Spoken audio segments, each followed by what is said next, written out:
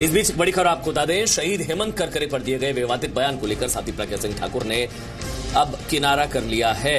यानी अपने ही दिए गए बयान को वापस ले लिया है साध्वी प्रज्ञा ने। वो ये कह रही हैं कि जो मैंने कहा था, यानी उन्होंने कहा था, वो उनकी व्यक्तिगत पीड़ा थी जो उन्होंने सुनाई, उनके शब्दों से दुश्मनों को। बिल्कुल बिल्कुल बिल्कुल मानती हूँ। सुनिए, जो पीड़ा मेरी है वो तो नहीं वापस हो सकती, परंतु देश के दुश्मन देश की हमारे देश के जो दुश्मन देश हैं, आतंकवादी जो हैं, उनकी गोलियों से हमारे ऑफिसर का देहावसान हुआ है, इसलिए वो निश्चित रूप से शहीद हैं।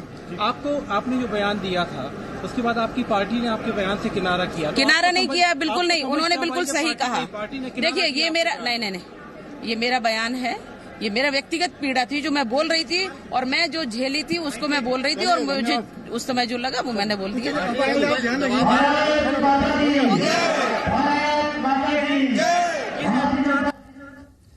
तो साथी प्रज्ञा सिंह ठाकुर ने कहा है कि सैनिक आतंकवादियों की गोली से शहीद हुआ हेमंत करकरे, मैं उनका सम्मान करती हूं। जो मैंने कहा वो मेरी व्यक्तिगत पीड़ा थी। अगर किसी को बल मिलता तो मैं अपना बयान वापस लेती हूं।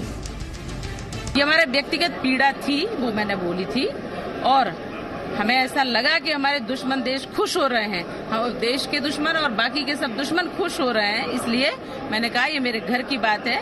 घर में अगर किसी प्रकार की पीड़ा होती है तो हम अपने घर में निपट लेते हैं, पर अगर बाहर कोई दुश्मन हमारे खुश हो रहे हैं तो मैं बिल्कुल अपना बयान वापस लेती हूँ और क्षमा भी चाहती हूँ कि हमारे बयान से कभी भी हमारे दुश्मन, देश के दुश्मन खुश न हो।